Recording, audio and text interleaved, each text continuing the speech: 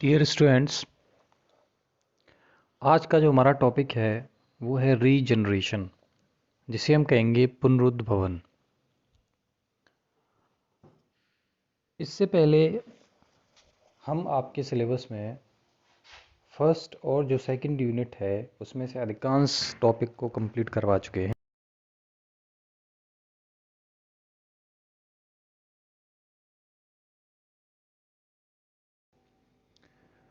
Regeneration एक बड़ा ही topic है। इसको हम 2-3 लेक्चर में कंप्लीट करेंगे। आज मैं इसके कुछ इंट्रोडक्शन के बारे में आपको बताऊंगा। रीजनरेशन को डिफ़ाइन कैसे करेंगे, एग्ज़ाम से रिलेटेड आपका जो कंटेंट है ये, उसमें कैसे क्वेश्चन आपको प्रिपेयर करना है उसके बारे में हम डिस्कस करेंगे। तो हम आज बात करते हैं पुनरुद्भवन की या रीजनरेशन की। इसको डिफ़ाइन करने से पहले मैं आपको एक चीज़ बताऊंगा कि जब हम डेवलपमेंट बायोलॉजी पढ़ रहे हैं तो हमने एक कह सकते हैं हम एक यात्रा देखी है जाइगोट की, युग्मनज की। उसमें युग्मनज में विभिन्न प्रकार के उत्तरोत्तर विभाजन हुए जिनको हम क्लीवेज कहते हैं, और उसके बाद वो मल्टी सेलुलर फॉर्म में बहुकोशिकीय संरचना में आने के बाद भ्रूणीय संरचना में बदल गया। बहुत सारी संरचनाओं का विकास हुआ।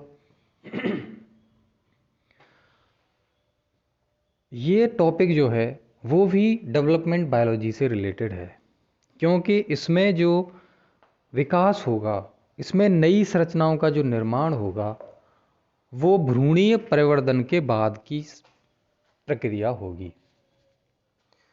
तो पुनरुद्भवन को हम इस तरह से डिफाइन कर सकते हैं, किसी जीव के द्वारा अपने खोई हुई ऊतक, अंग, कोशिकाओं या पूरे शरीर को पुनः प्राप्त कर लेना रीजनरेशन कहलाता है।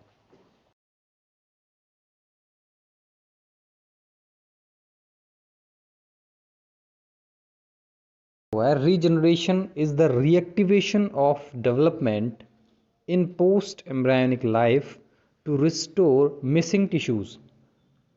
जो मैंने अभी आपको जो डेफिनेशन बताई थी उसी के बारे में यहाँ पे बताया गया है।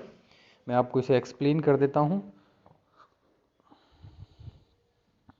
Regeneration is the reactivation of development in post embryonic life to restore missing tissue. अगर किसी का कोई पार्ट, कोई अंग, कोई टिश्यू मिसिंग हो गया है, इंजर्ड हो गया है, उसको पुनः प्राप्त करना पोस्ट एम्ब्रायनिक लाइफ में, मतलब एम्ब्रायो का डेवलपमेंट पूरा हो चुका है, उसके बाद उन टिश्यू को एक प्रोसेस के द्वारा पुनः प्राप्त कर लेना रीजनरेशन कहलाता है।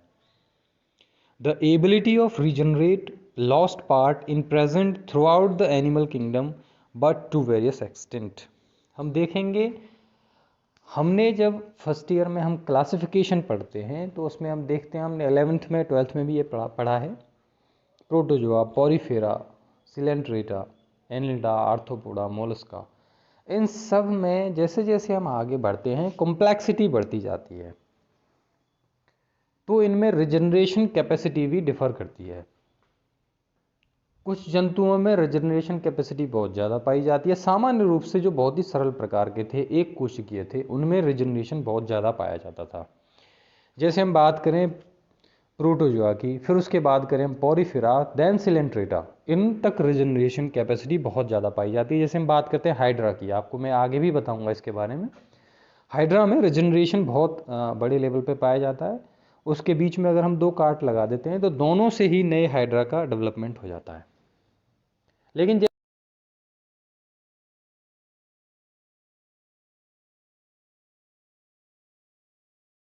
बहुत आगे बात करें डेवलपमेंट, मैमल्स की बात करें, हम अपनी बात करें, तो हमारे अंदर रिजनरेशन कहाँ पे होता है? नहीं होता। हमारे अंदर रिजनरेशन इतना पाया जाता है कि आपके कोई घाव हो जाता है, कोई इंजरी हो जाती है, तो उस घाव को पुनः भर दिया जाता है, केवल टिश्यू लेवल पर रिजनरेशन रह जाता है। लेकिन हम रेप्टिलिया पे आ जाएं, हमसे बहुत पहले आते हैं रेप्टिलिया, तो उनमें हम देखते हैं कि आप देख सकते हो आपके घरों में पाई जाती है जो लिजार्ड होती है, घरेलू छिपकली होती है, उसकी अगर पूंछ कट जाती है तो पूंछ वो पुनः दोबारा से आ जाती है। इस तरह से सभी जंतुओं में रिजनरेशन कैपेसिटी डिफर करती है, अलग अलग होती है। वही चीज़ इसमें बताई गई, the ability to regenerate lost part is present throughout the animal kingdom but to various extent. Among invertebrate regeneration power specially more in sponge. मैंने आपको बताया था पॉरीफेरा में sponge, coelenterata, flatworm and tunicates, इन सब में बहुत ही अच्छी रिजनरेशन कैपेसिटी पाई जाती है। Among vertebrate, the power of regeneration is limited to the regeneration of limb, jaws, gills, and tail, while in higher vertebrate, it is limited to healing of damaged tissue only. वो भी अभी मैंने आपको बताया, explain किया कि vertebrate में जो लोअर वर्टिब्रेट हैं उनमें लिम्स हैं, पैर, हाथ होते हैं, जॉस होते हैं, गिल्स होते हैं, टेल होती है, उनको रिजनरेट किया जा सकता है। और हायर वर्टिब्रेट की बात करें तो वहाँ पे केवल जो टिश्यू डैमेज हुए हैं उनको दोबारा से हील किया जा सकता है। इस तरह हम यहाँ पे दे सकते हैं कि सभी एनिमल ग्रुप में रिजनरेशन कैपेसिटी अलग अलग पाई जाती है।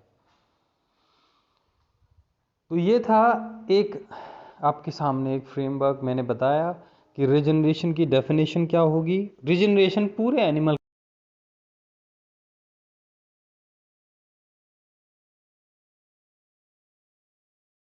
हम आगे रिजनरेशन के प्रकार, टाइप्स, ये आपकी बुक का ही है। सबसे पहला इसमें बताया गया फिजियोलॉजिकल और रिपीटेटिव रिजनरेशन। मैमल्स के रक्त के जो रक्ताणु होते हैं वो केंद्रक विहीन होते हैं। हम जानते हैं हमारे अंदर जो आरबीसी होती है उसमें केंद्रक नहीं पाए जाते, अतः उनका जीवन सीमित होता है। हम जानते हैं कि हमारे शरीर में डेली आरबीसी की संख्या, ख़त्म होने वाली आरबीसी की संख्या बहुत ज़्यादा होती है, क्योंकि आरबीसी का जीवन का बहुत कम होता है। परंतु हम यह भी जानते हैं कि स्वस्थ व्यक्ति में इनकी संख्या स्थिर रहती है, क्योंकि लगातार दूसरी आरबीसी का निर्माण होता रहता है। इसी प्रकार हमारी nasal membrane, alimentary canal, genital tract की कोशिकाएं, ये सभी बदलते रहते हैं। हमारी स्किन की ऊपरी सरफेस बदलते रहते हैं। तो इस लेवल पे जो रिजनरेशन पाया जाता है उसे हम फिजियोलॉजिकल और रिपीटेटिव रिजनरेशन कहते हैं, जो हमारे शरीर में देखने को मिलता है। Then second is compensatory hypertrophy, क्षतिपूरक अतिवृद्धि। इसमें एक अनेक बार कुछ प्रकार की हानियों की भरपाई या क्षतिपूर्ति ऊपर बताए गए तरीके से नहीं हो पाती। जैसे कि मैमल्स में अगर कोई वृक्क नहीं रहता, वृक्क काम करना बंद कर देता है, तो दूसरा जो बचा हुआ किडनी है वो ज़्यादा काम करने लग जाती है। जैसे कोई किडनी डोनेट कर देता है तो उसकी एक किडनी अपनी कैपेसिटी को बढ़ा लेती है, एक किडनी से ही काम चला लेता है। इसको हम कह देते हैं कॉम्पेंसेटरी हाइपरट्रॉफी, क्षतिपूरक अतिवृद्धि। देन थर्ड इज रिपार्टिटिव और रेस्टोरेटिव रिजनरेशन।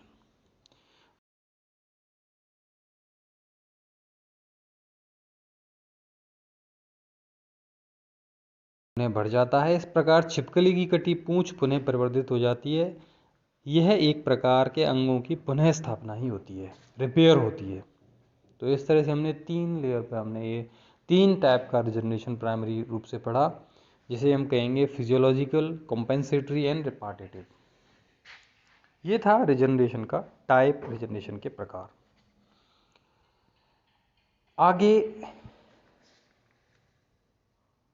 रिजनरेशन की विशेषताओं के बारे में हम बात करें, देखें तो रिजनरेशन में मेटाप्लेशिया एक प्रकार की प्रक्रिया पाई जाती है। मेटाप्लेशिया का मतलब होता है कि जिस सतह से अंग कटा है वहाँ पे कोशिकाएं पहले विभेदित थीं। वहाँ पे एपिडर्मिस थी, एंडोडर्मिस थी, बोन्स थे, टिश्यू थे। कटने के बाद उस स्पेस की सारी कोशिकाएं पुनः निर्विभेदित हो जाती हैं। सारी कोशिकाएं एक जैसी कोशिकाओं में बदल जाती हैं, घाव जहाँ पे हुआ है। इस प्रक्रिया को हम डी डिफरेंशिएशन कहते हैं, निर्विभेदन कहते हैं। कुछ समय बाद इन्हीं कोशिकाओं से नए अंगों का निर्माण प्रारंभ हो जाता है और इस प्रक्रिया को हम रीडिफ्रेंशिएशन कहते हैं। तो डी डिफ्रेंशिएशन से पुनः रीडिफ्रेंशिएशन होना ही मेटाप्लेशिया कहलाता है। ये डिफ्रेंशिएशन का मुख्य लक्षण, ये रीजनरेशन का मुख्य लक्षण होता है। पुनरुद्भवन की क्षमता अलग अलग जातियों में अलग अलग होती है। मैंने अभी बताया था आपको, एक ही जाति के जंतुओं में पुनरुद्भवन की क्षमता को सामान्यतः जंतु की आयु भी प्रभावित करती है।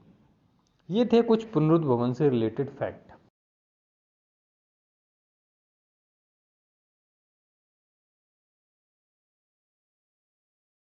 कितने टाइप्स होंगे। दूसरा, सभी एनिमल किंगडम में किसकी कितनी कितनी कैपेसिटी पाई जाती है रीजनरेट करने की। अगले लेक्चर में हम पढ़ेंगे पॉरीफेरा प्रोटोजोआ से लेकर कॉर्डेट्स के मैमल्स तक सब में रीजनरेशन कैपेसिटी कैसे कैसे पाई जाती है, उसके बारे में हम डिस्कस करेंगे। आज के लेक्चर में इतना ही। Thank you.